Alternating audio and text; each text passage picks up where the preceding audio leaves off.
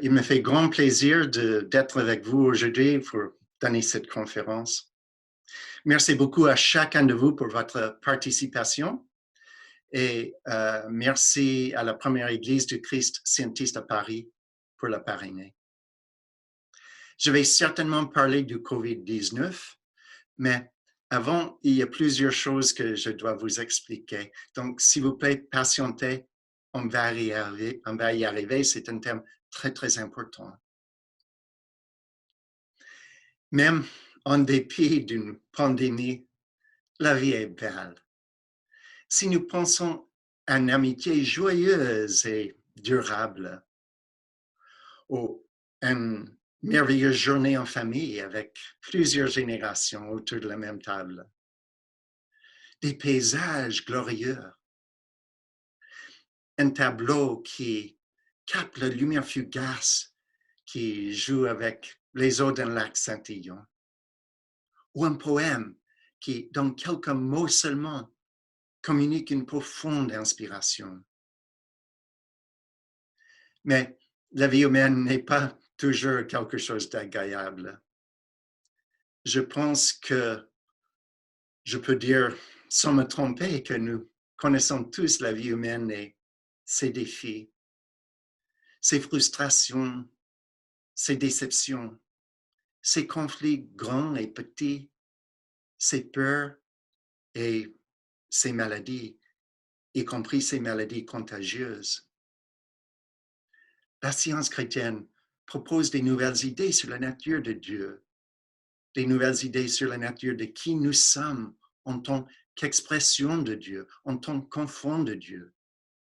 Ces nouvelles idées peuvent nous élever au-dessus des limitations, au-dessus des désaccords de la vie humaine, jusqu'à découvrir notre véritable nature en tant qu'expression divine, découvrir qui nous sommes et découvrir comment nous sommes, toujours heureux, toujours en paix et toujours en bonne santé.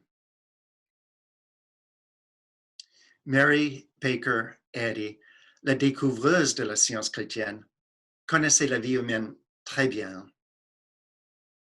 Elle grandit dans les années 1820-1830.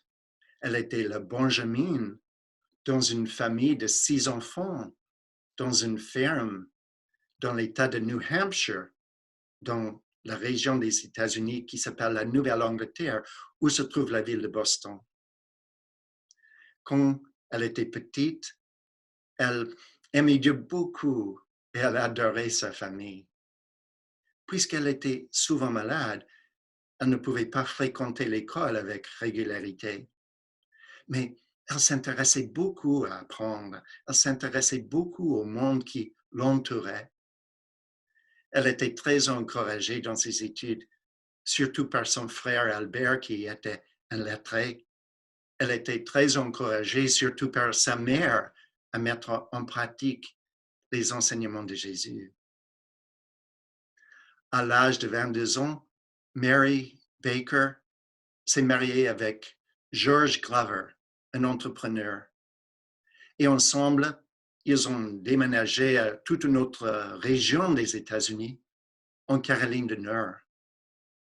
Là, après 6 mois, et en dépit de leurs prières sincères, il est décédé de la fièvre jaune. Oui, une maladie contagieuse, la laissant seule et enceinte. Elle est retournée en New Hampshire, où elle habitait initialement chez ses parents et plus tard chez une de ses sœurs. Quand son enfant est né, elle le nomme George après le père. Il est très énergique et puisqu'elle est souvent malade, c'est difficile pour elle de s'occuper de lui. À un moment donné, le reste de la famille, inquiet au sujet de la santé de la mère et contre sa volonté, enlève l'enfant et le place dans une autre famille.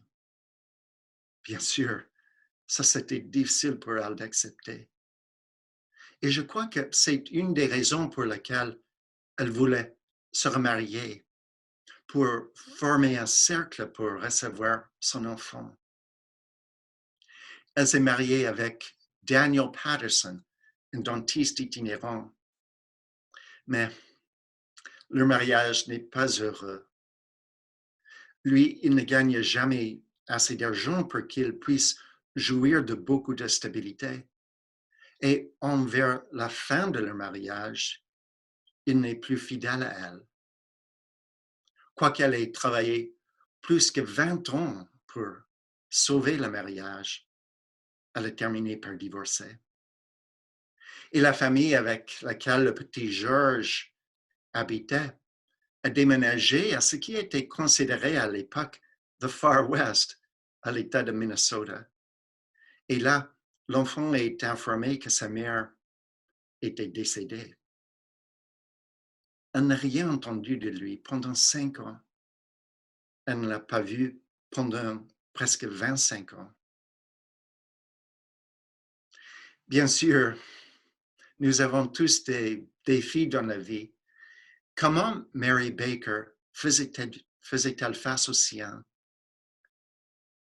En essayant même plus de mettre en pratique les enseignements de Jésus, en se dirigeant même plus vers sa Bible.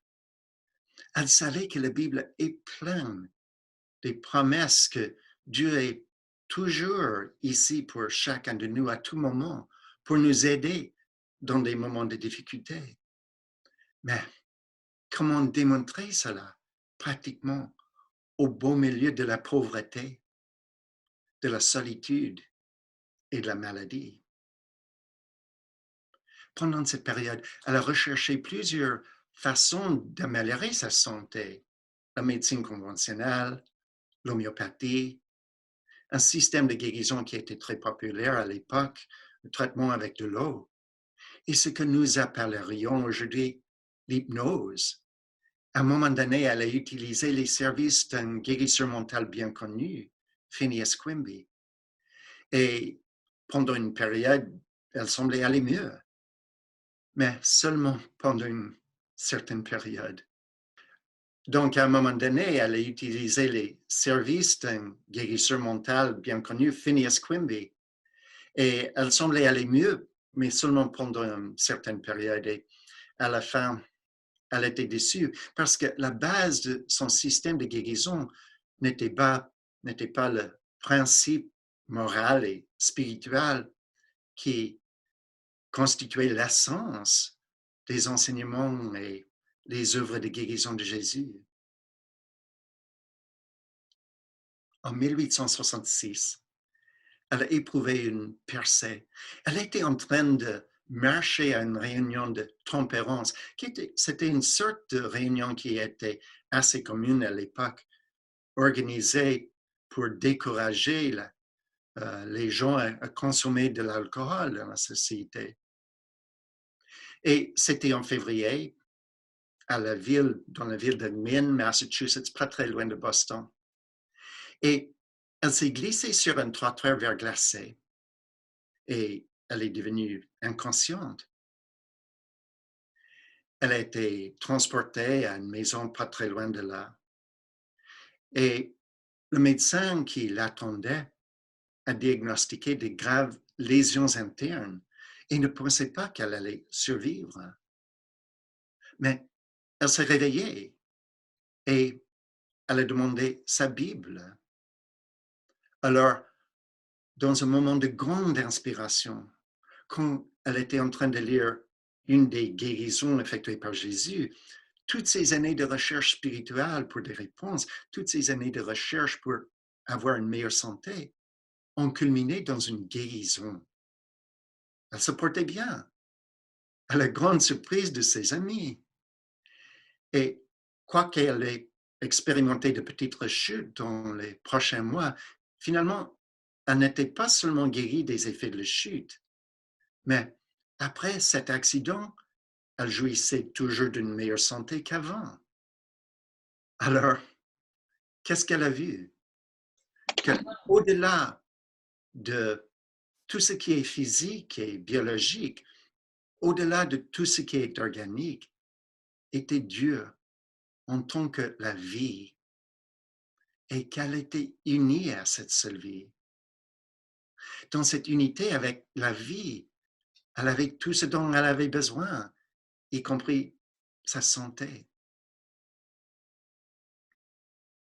Bien sûr, à travers l'histoire, beaucoup de personnes ont été guéries et puis ils ont tout simplement continué à vivre. Mais elle voulait savoir exactement ce qui s'était passé.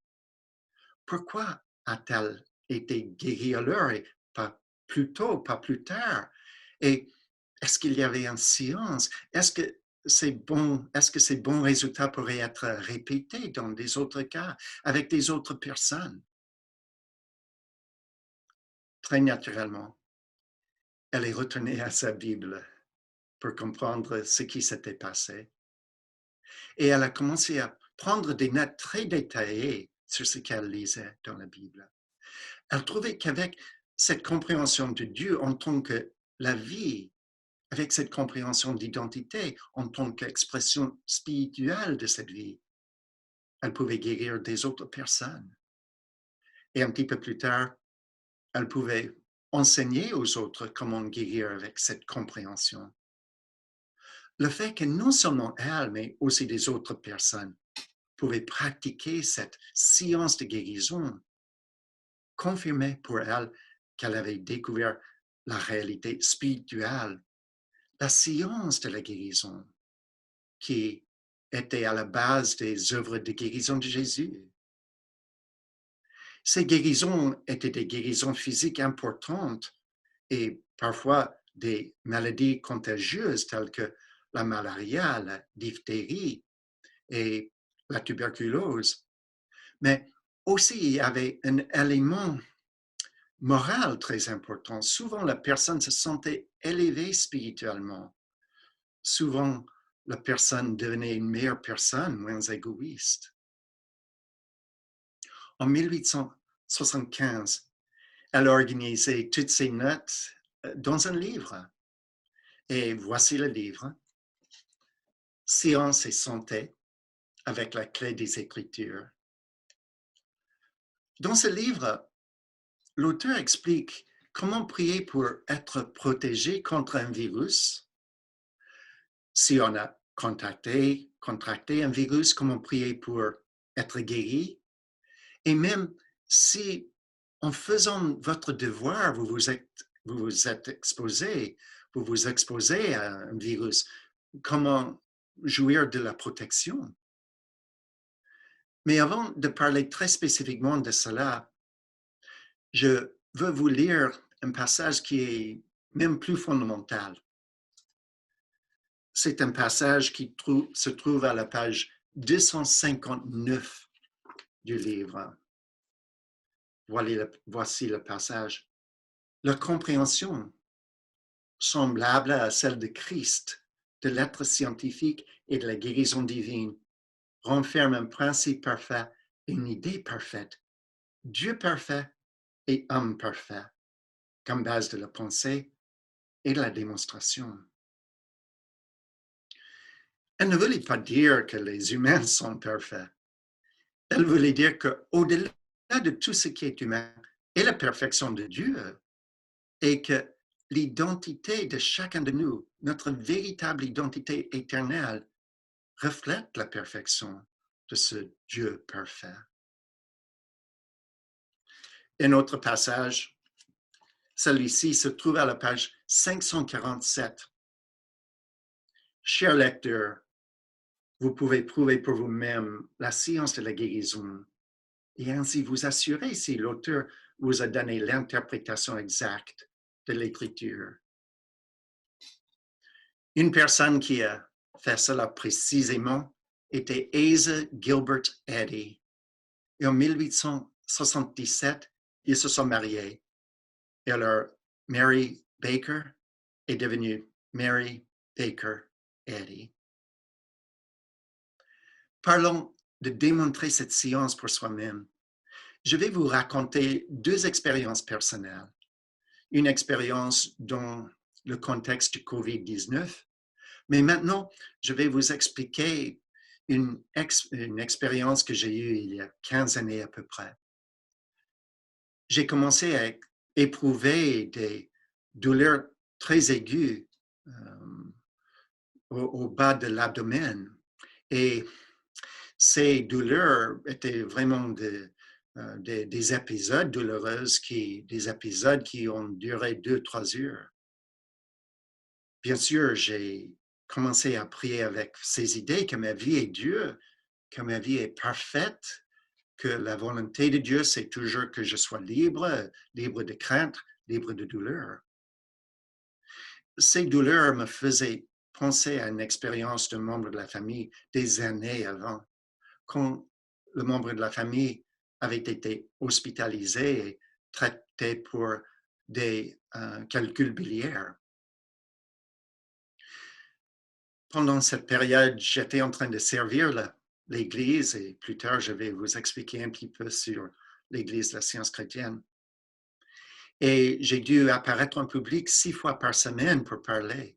Mais j'ai trouvé que ces épisodes douloureux ne m'empêchaient pas de faire cela. J'ai éprouvé ces douleurs des autres heures, des autres jours de la semaine. J'étais très reconnaissant.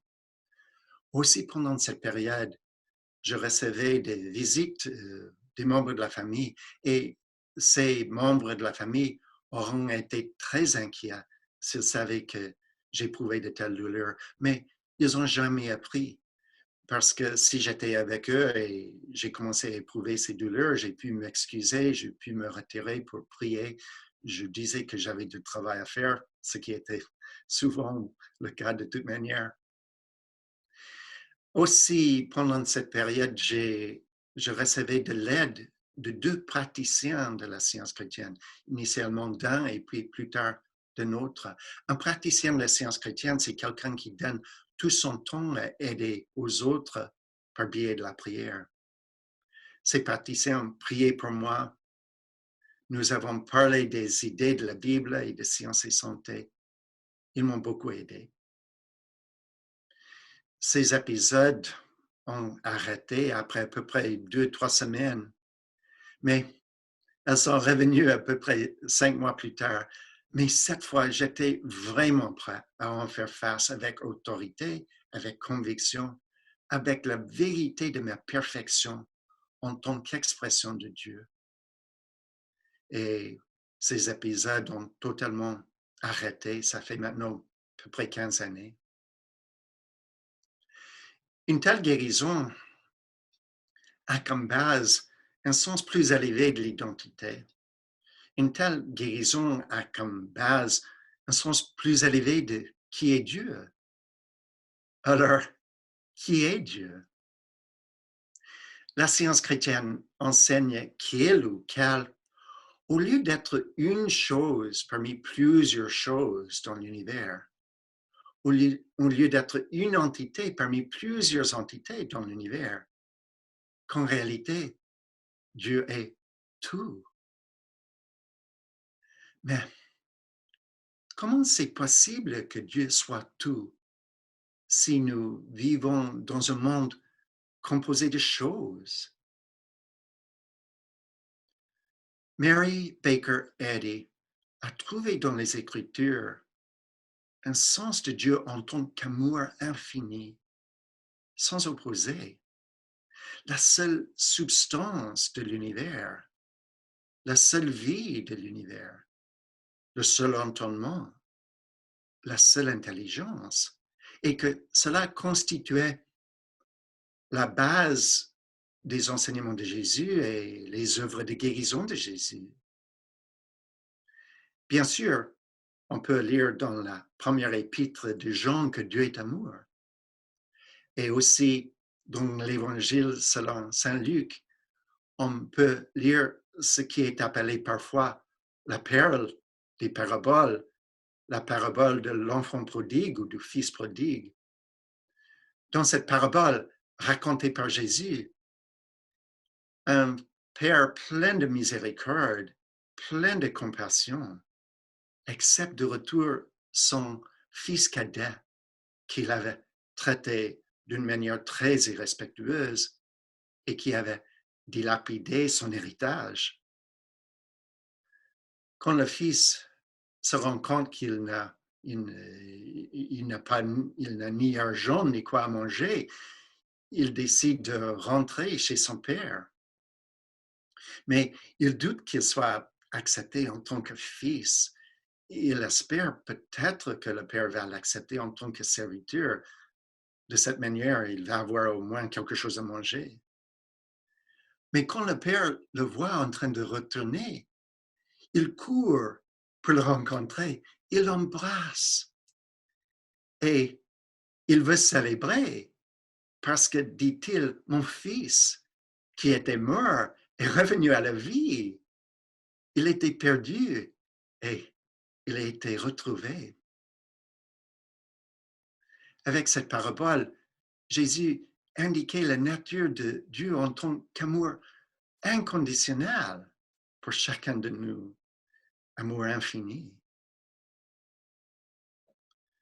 Ce que Mary Baker Eddy voyait dans les Écritures était vraiment révolutionnaire et remettait en question les suppositions les plus fondamentales de la pensée humaine.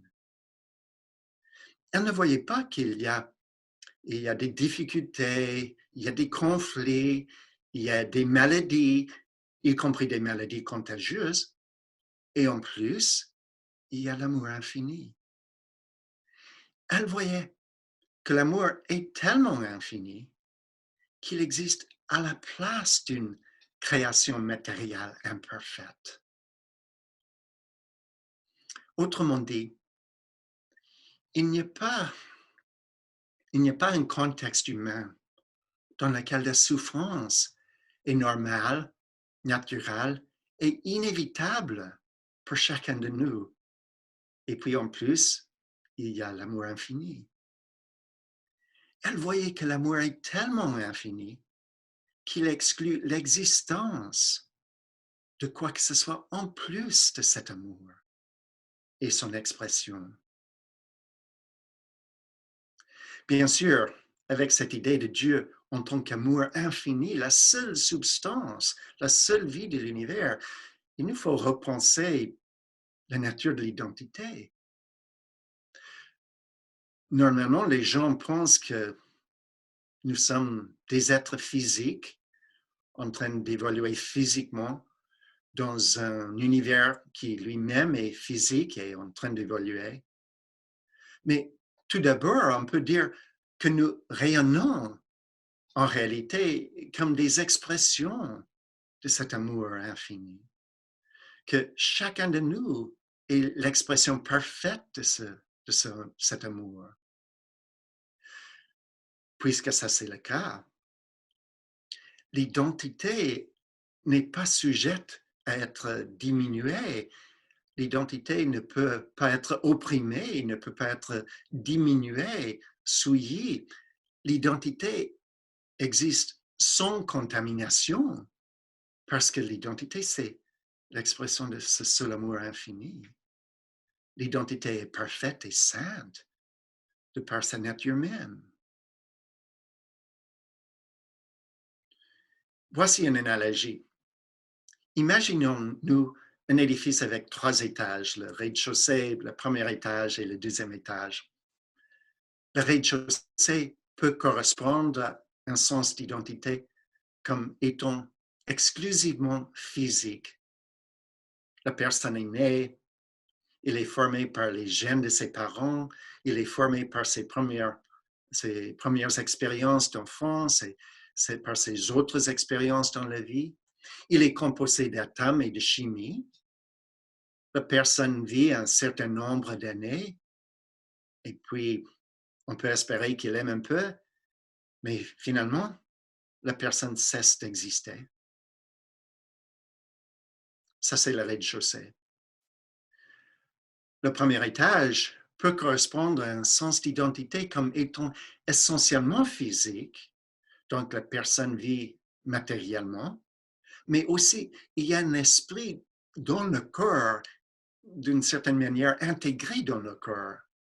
Et donc, le corps vit un certain nombre d'années, il continue de vivre, et puis le corps cesse d'exister. Mais l'esprit survit quoiqu'on ignore exactement sous quelle forme. Ça, c'est le premier étage. Le deuxième étage correspond à un sens d'identité qui est purement spirituel. La personne coexiste avec Dieu, toujours. Et ce qui donne à la personne son identité, ce n'est pas l'âge de la personne, ce n'est pas la couleur de la peau de la personne, ce n'est pas la taille de la personne, c'est que chaque individu est une expression individuelle et unique de la gamme infinie des qualités de cet amour, des qualités telles que la joie, l'intelligence, la beauté, la sagesse, la tendresse, la force. C'est de ce deuxième étage que provient tout ce qu'il y a de bon.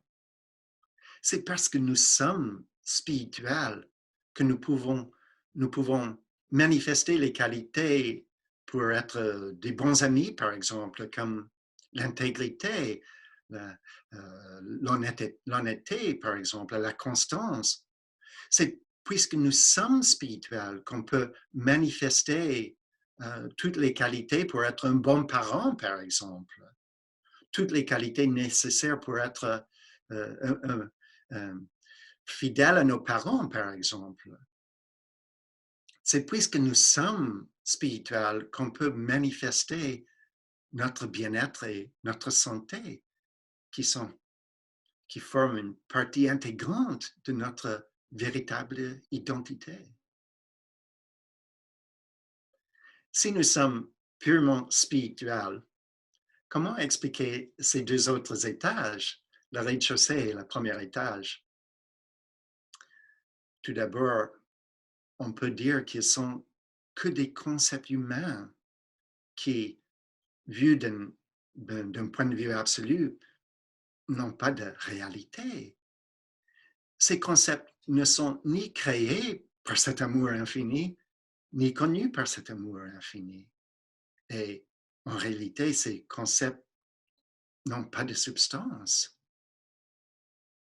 Ceci dit, l'apparence humaine des choses, notre plus haute perception collective de la création de Dieu, ne peut pas manquer de refléter dans une certaine mesure la beauté de la vie spirituelle. Donc, toutes les belles choses de la vie humaine, et j'en ai mentionné seulement quelques-unes au début de cette conférence, toutes les belles choses de la vie humaine sont à être appréciées, valorisées, aimées, célébrées, non parce qu'elles représentent la réalité absolue que Mary Baker Eddy a découverte dans les Écritures, mais parce que même en tant que perception humaine, elles ont une grande valeur. Et au fur et à mesure que nous croissons spirituellement, toutes les belles choses de la vie humaine deviennent plus belles encore parce qu'on les voit d'une manière plus spirituelle. Et toutes les mauvaises choses de la vie humaine graduellement disparaissent parce qu'on voit qu'ils n'ont pas de base, ils n'ont pas de principe qui peut les soutenir. Il n'y a pas de roc pour les maintenir en place. Alors, ces mauvaises choses doivent forcément disparaître. C'est dans ce roc de l'infinitude de cet amour où notre identité existe en toute sécurité. Nous sommes toujours unis à ce seul amour. On ne peut pas en être séparés. C'est dans le roc de cet amour infini que nos identités sont enracinées, ancrées. Nous sommes vraiment basés sur ce roc. Et ça, c'est la raison pour laquelle on peut démontrer cela. Ça, c'est la raison pour laquelle on peut manifester les qualités de cet amour. Ça, c'est la raison pour laquelle on peut se réformer. On peut surmonter le péché. Dans un sens, le péché, ça serait de concevoir de quoi que ce soit en plus de cet amour et son expression. Et dans la science chrétienne, c'est très important de surmonter le péché. Mais dans la science chrétienne, on surmonte le péché non en tant que partie de l'identité, mais en tant que mensonge au sujet de l'identité. Mensonge parce que le péché ne peut former aucune partie de l'expression de cet amour infini. Si nous pensons à un chien qui sort d'un lac ou d'une rivière, le chien se secoue pour que l'eau soit éliminée de ses poils. Mais l'eau ne fait aucune partie du chien. De la même façon, on peut se secouer. C'est que le péché ne fait aucune partie de nous. C'est tout simplement un mensonge au sujet de nous. Voici un passage de l'épître de Paul aux Éphésiens. Il est écrit ceci. C'est l'épître de Paul aux Éphésiens 4, 21. C'est en lui, en Jésus, que vous avez été instruits à vous dépouiller, eu égard à votre vie passée, du vieil homme qui se corrompt par les convoitises trompeuses, à être renouvelé dans l'esprit de votre intelligence et à revêtir l'homme nouveau, créé selon Dieu dans une justice et une sainteté que produit la vérité. Une justice et une sainteté que produit la vérité. Nous sommes tous appelés à se secouer pour être libérés du péché et reconnaître notre véritable nature. La personne qui a mieux manifesté cette justice et sainteté que produit la vérité était Jésus. Jésus aimait Dieu tellement, il voulait toujours obéir à Dieu, il reconnaissait toujours son unité avec Dieu, il reconnaissait toujours la volonté de Dieu et que cette volonté est toujours harmonieuse. Quand nous lisons les évangiles, on peut lire que c'était cet amour que Jésus avait pour Dieu qui lui permettait d'aider des autres personnes, d'aider les autres personnes. Il guérissait beaucoup de personnes et aussi il réformait beaucoup de personnes.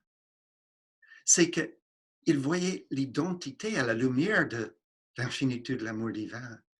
Il voyait la perfection innée et intacte de chaque individu.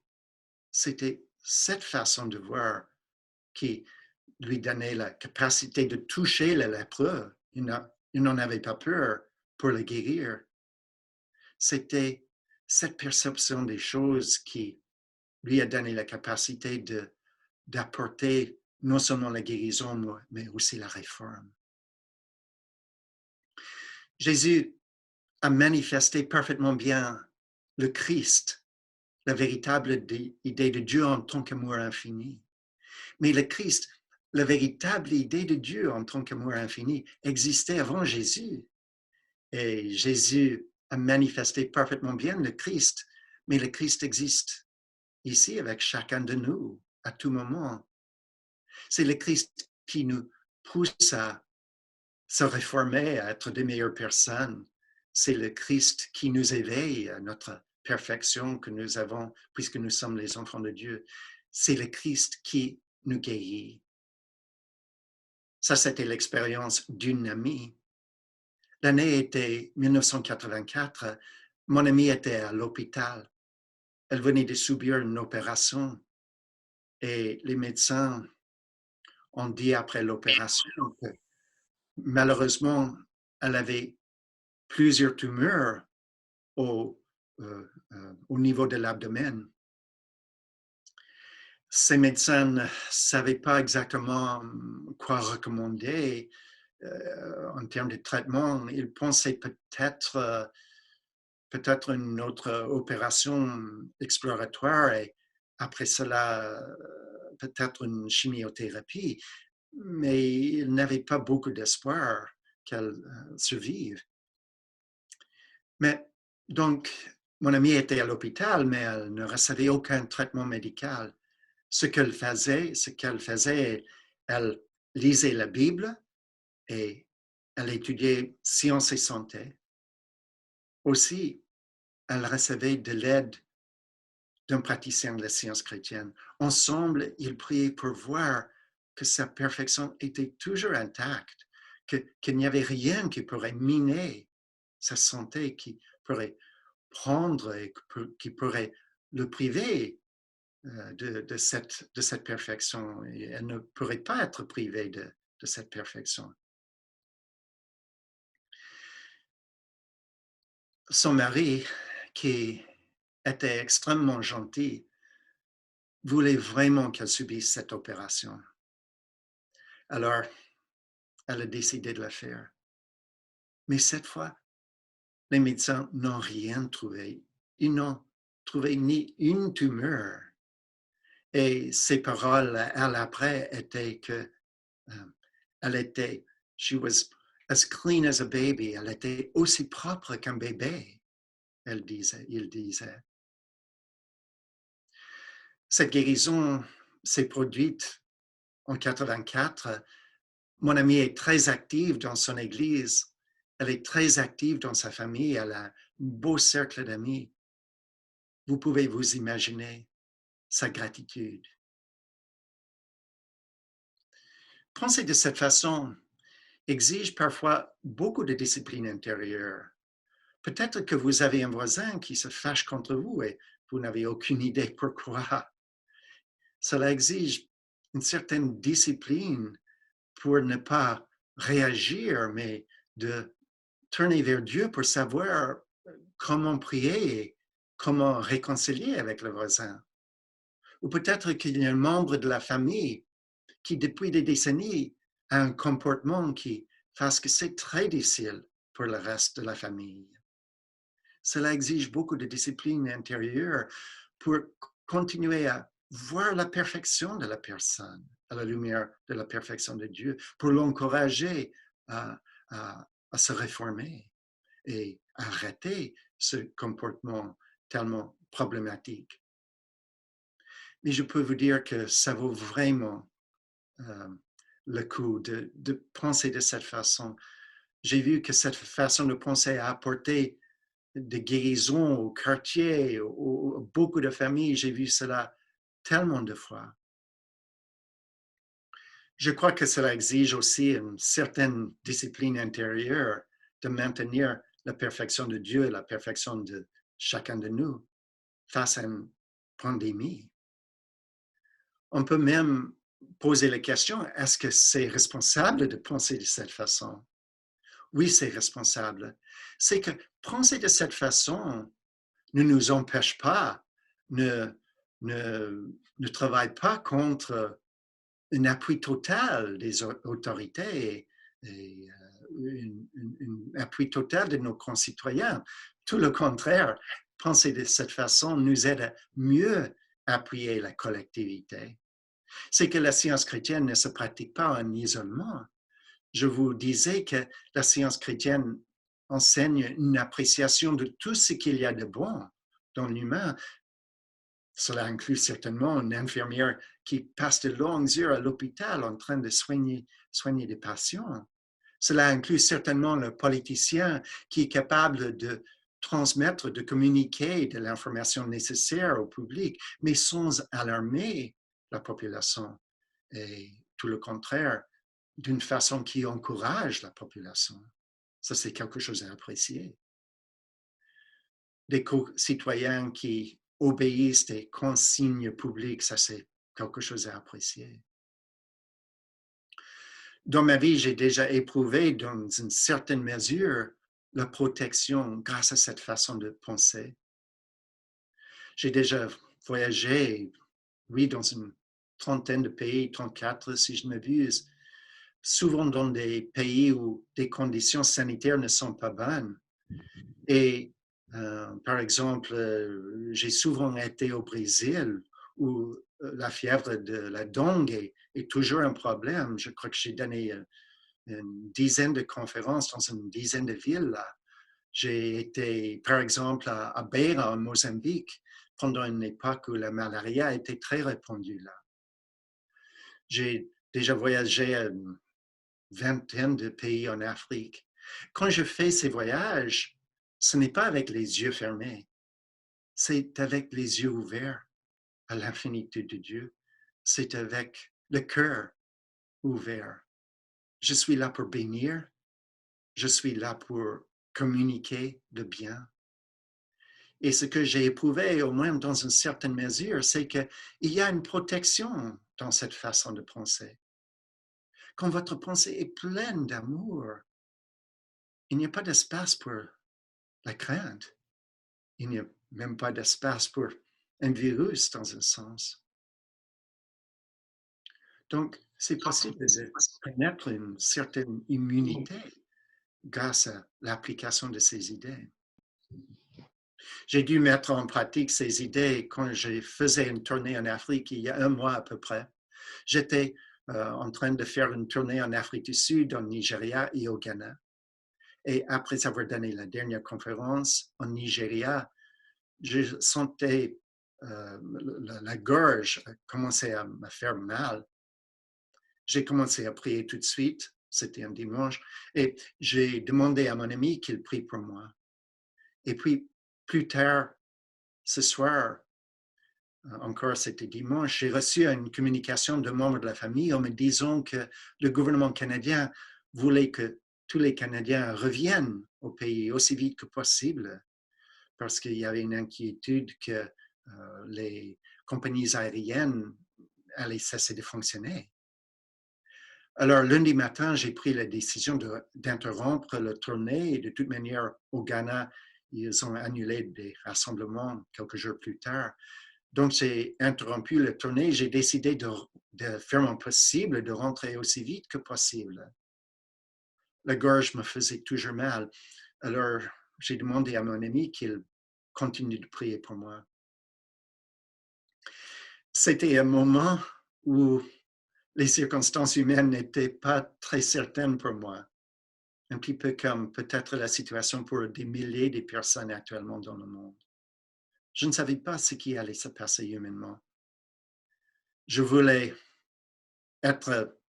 avoir une bonne santé, bien sûr, mais aussi, je savais que j'allais communiquer la vérité si c'était nécessaire pour protéger les autres personnes. Ça, c'est l'éthique pratique qui fait partie intégrante de la pratique de la science chrétienne. Ça, c'est l'application de la règle d'or de Jésus. Donc, je sais, si j'étais malade et si c'était nécessaire de dire cela, j'allais certainement le dire. J'ai prié avec cette idée que tout ce que je recevais directement et exclusivement de Dieu. Et tout ce que je reçois de Dieu est bon.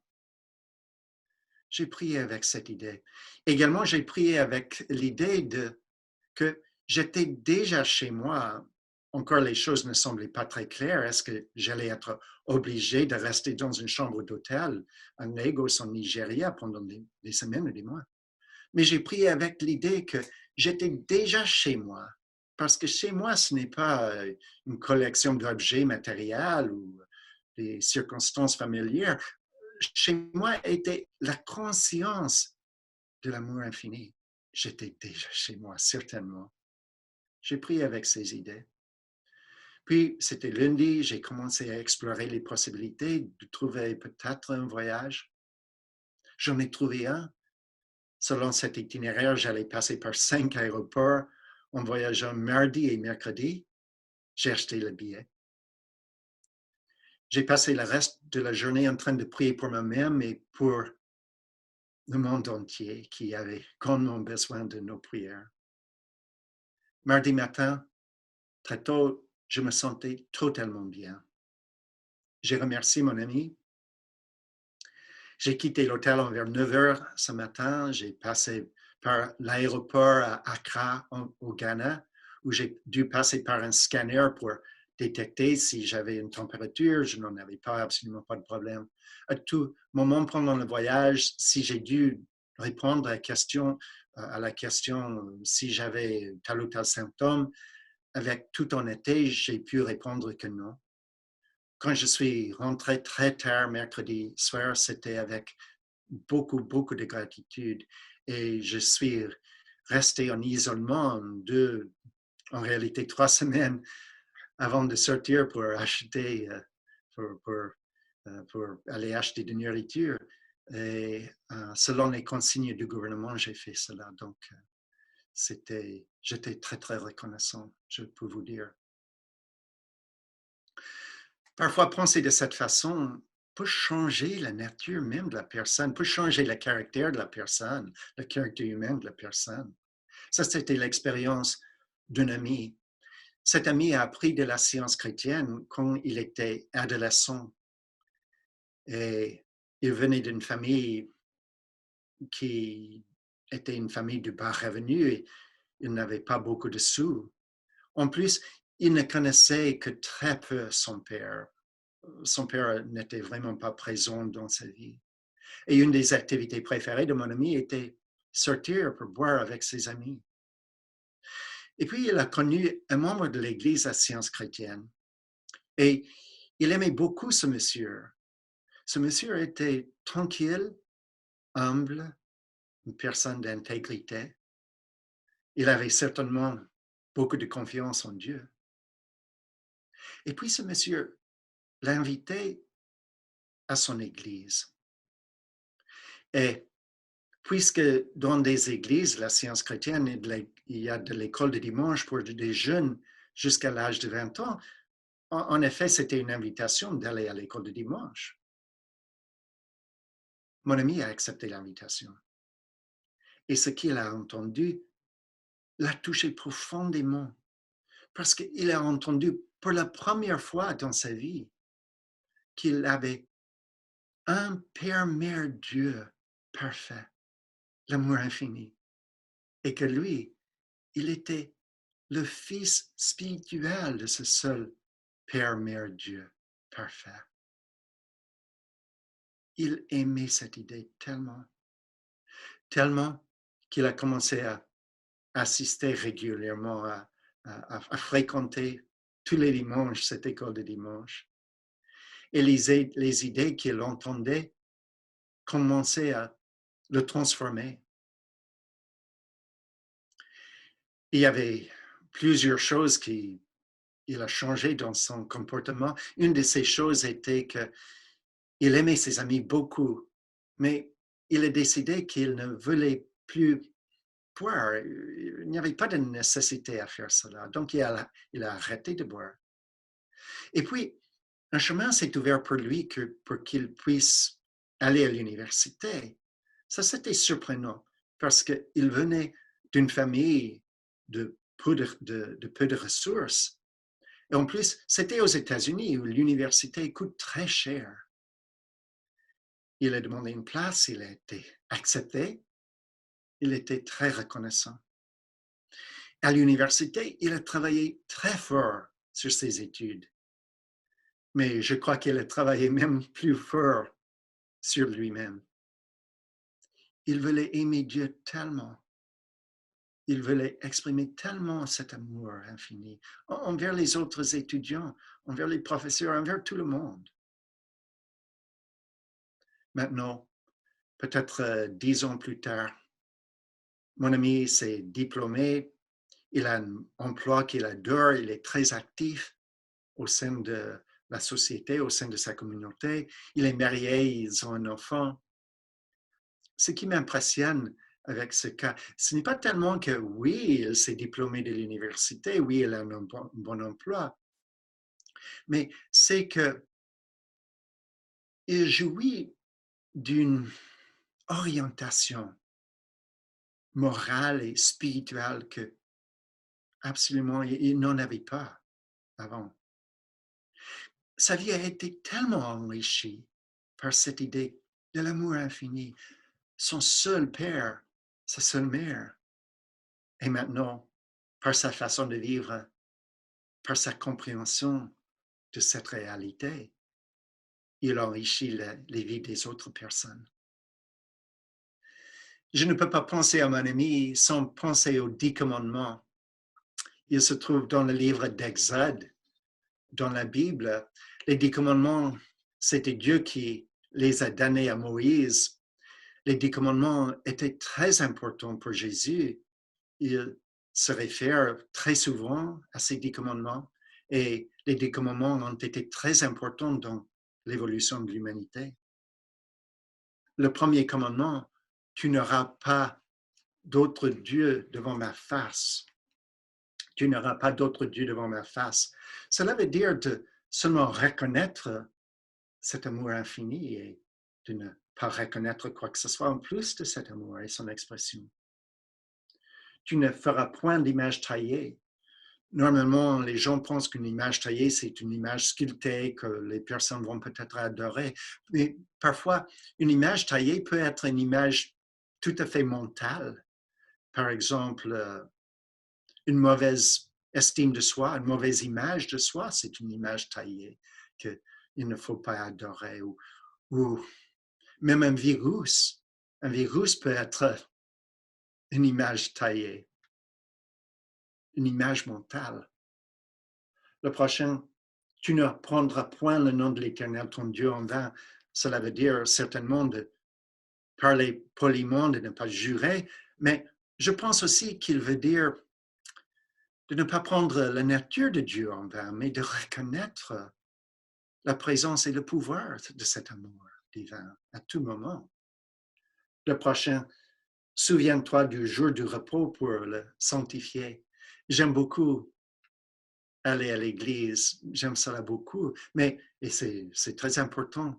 Mais aussi pour moi, ce commandement veut dire de reconnaître ma propre sainteté tous les jours de la semaine et reconnaître la sainteté de tous les enfants de Dieu qui m'entourent.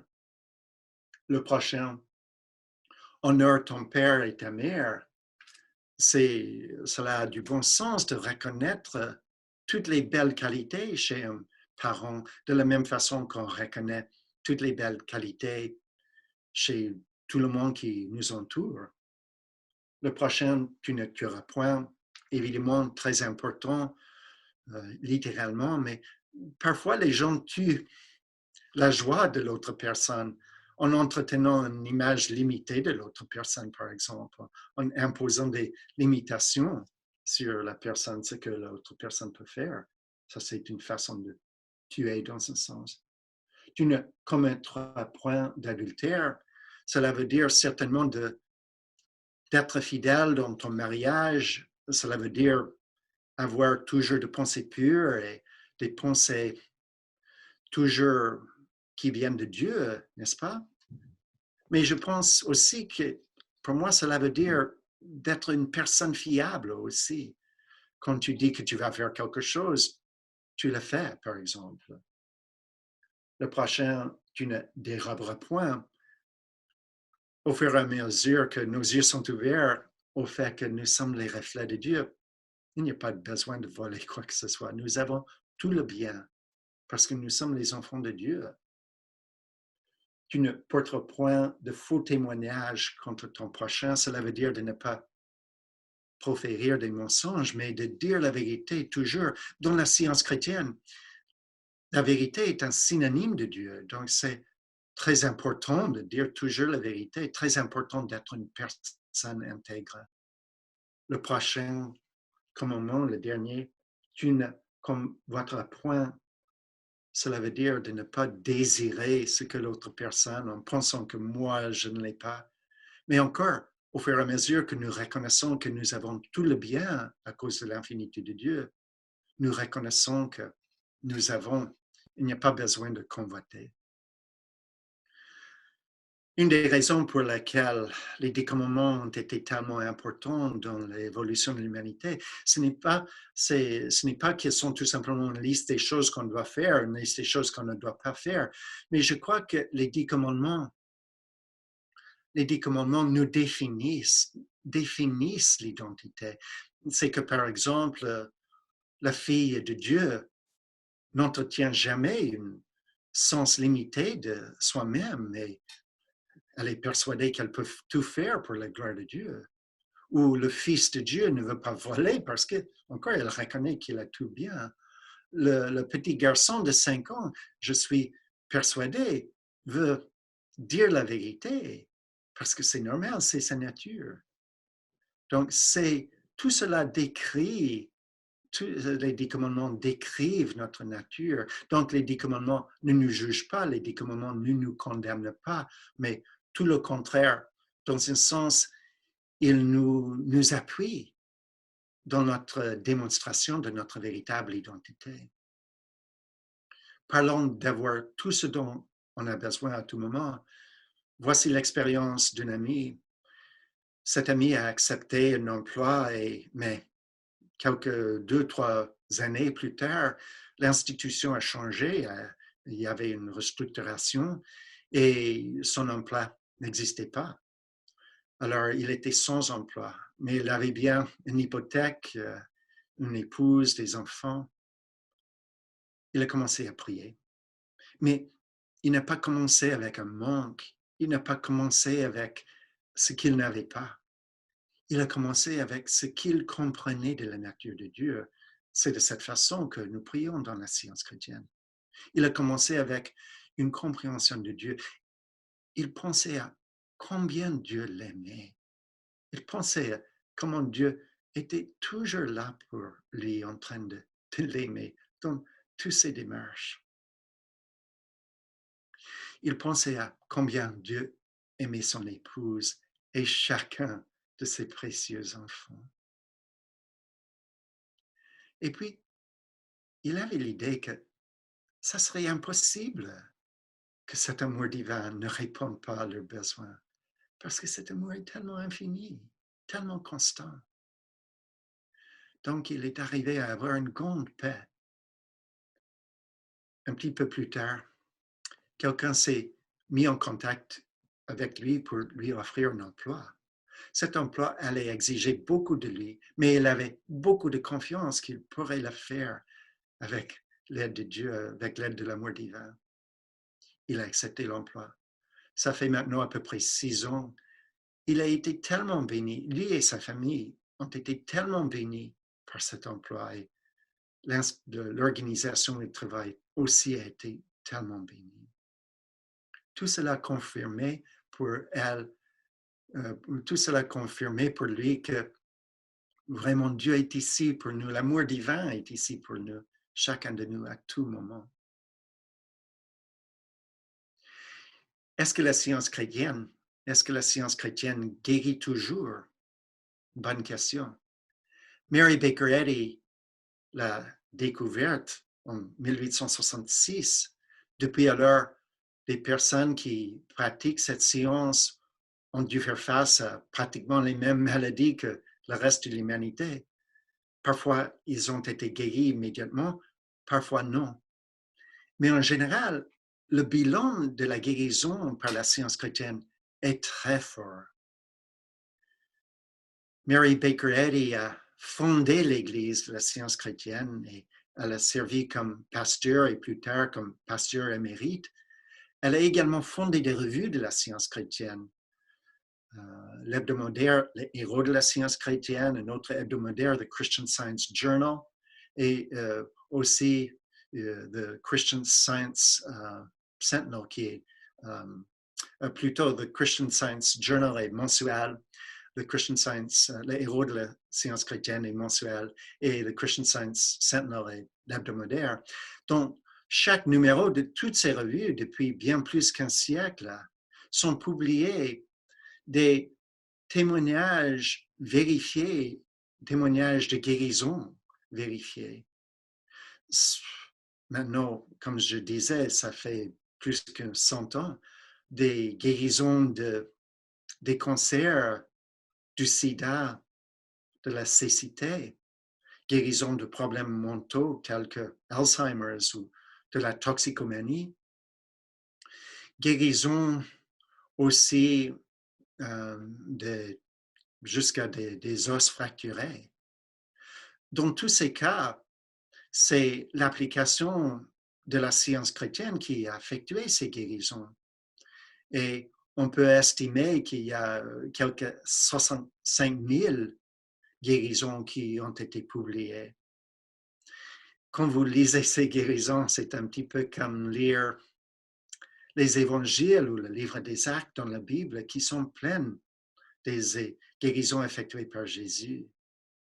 Aussi, dans les églises de la science chrétienne, mercredi, il y a des réunions de témoignages et les gens racontent comment, avec leur application de la science chrétienne, ils ont été guéris et comment ils ont pu aider d'autres personnes aussi. Dans ce sens, d'habitude, la pensée humaine est au niveau de ce rez-de-chaussée ou à la première étage où les gens pensent qu'ils sont soit physiques ou soit essentiellement physiques avec un esprit dans le corps. Mais la guérison dans la science chrétienne est toujours éprouvée dans la mesure que nous nous rendons compte que nous sommes purement spirituels. Et parfois, cela exige du travail, de consécration. Mais voici la discipline, voici la joyeuse discipline de suivre le Maître, de suivre l'exemple parfait de Jésus. Jusqu'à maintenant, tous mes exemples ont été des exemples au niveau de l'individu. L'individu a prié pour lui-même ou l'individu a prié pour sa famille. Mais je voulais donner un exemple de comment prier pour la collectivité, pour que vous puissiez avoir beaucoup de confiance. Si c'est prier pour votre quartier, si c'est prier pour une pandémie, pour ce COVID-19, si c'est prier pour l'unité au sein de la société de votre pays, par exemple, ou pour prier pour des changements climatiques.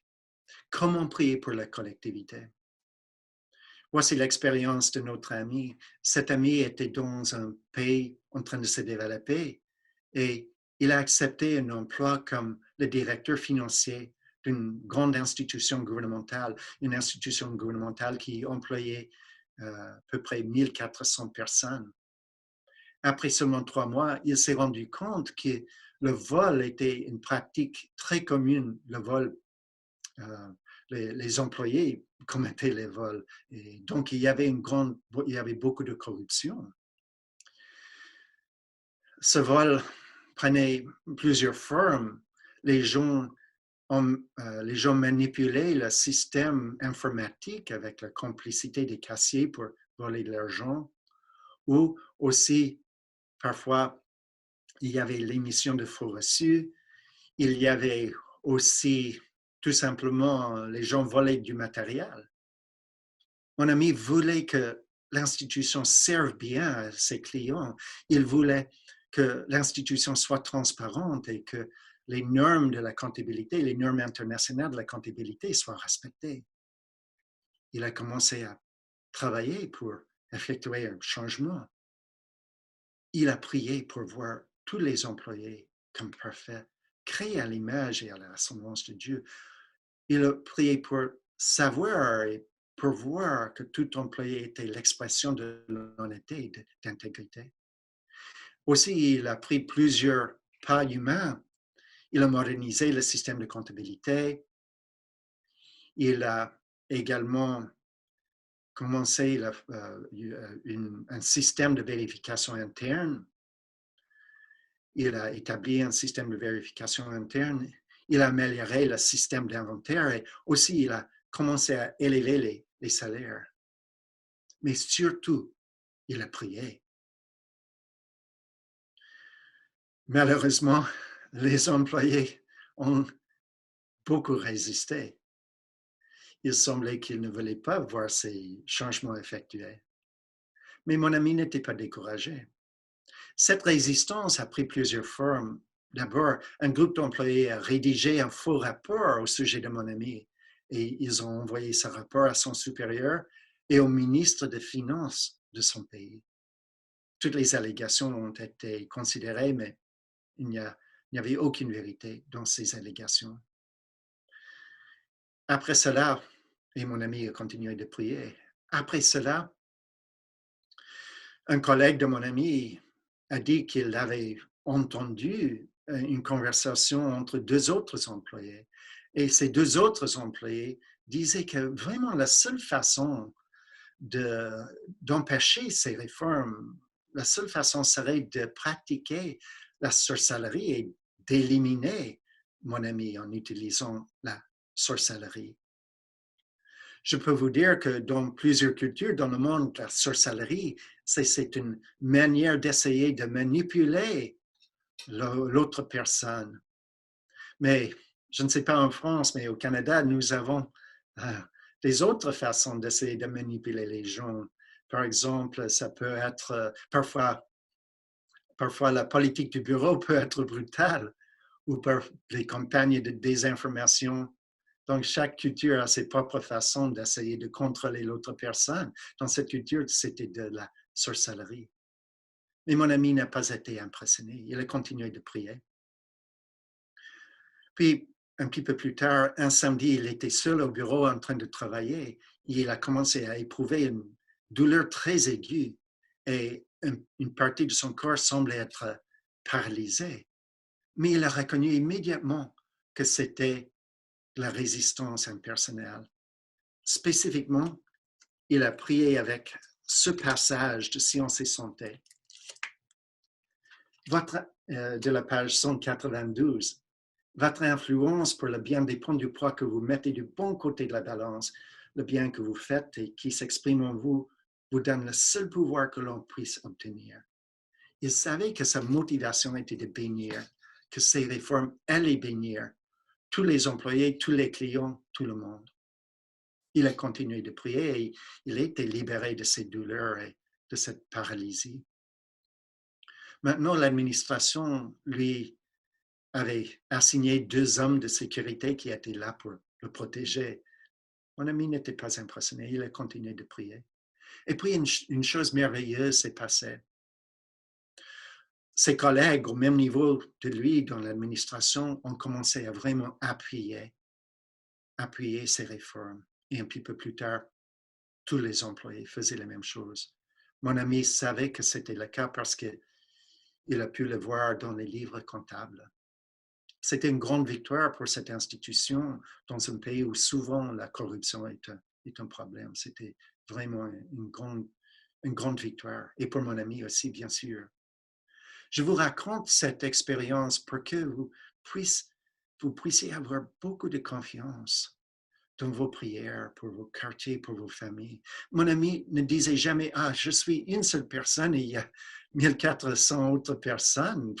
Mes prières ne vont pas avoir un effet. Mais c'était sa façon de vivre en conformité avec nos prières, avec ces prières qui faisaient que ces prières avaient une efficacité. Quand nous prions pour nos politiciens, pour qu'ils soient intègres, honnêtes, des vrais serviteurs du public, c'est notre façon de vivre l'intégrité, l'honnêteté nous-mêmes qui fasse que nos prières ont effet, n'est-ce pas?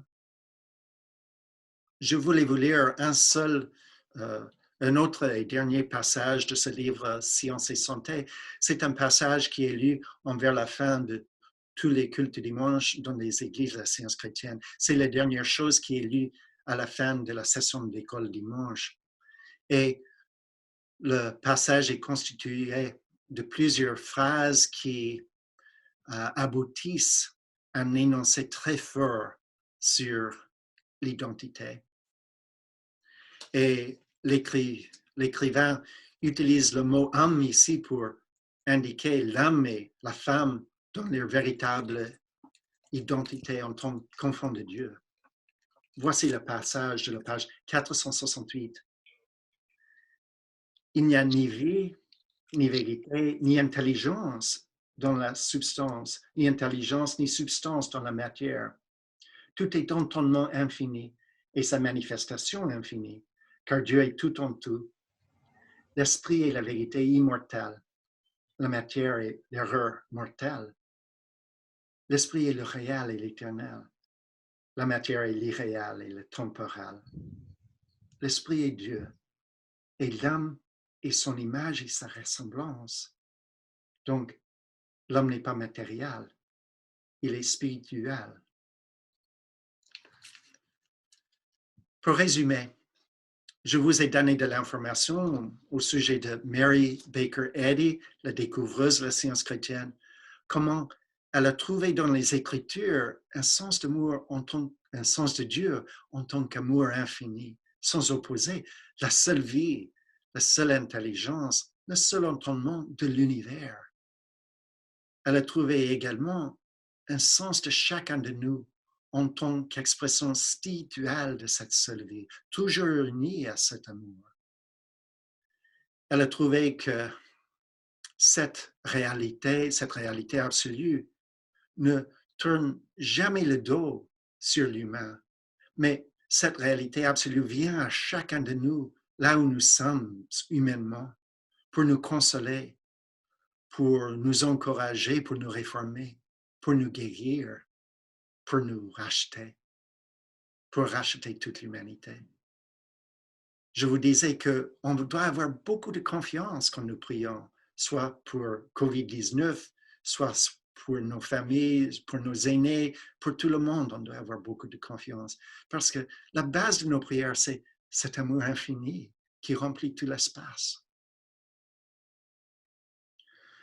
Je voulais vous recommander une étude profonde de la Bible pour mieux comprendre votre identité spirituelle. Et je voulais vous recommander une étude profonde de Science et santé avec la clé des Écritures par Mary Baker Eddy pour mieux comprendre le message pratique et spirituel de la Bible. Dernièrement, je voulais remercier chacun de vous pour votre gentille attention. Au revoir.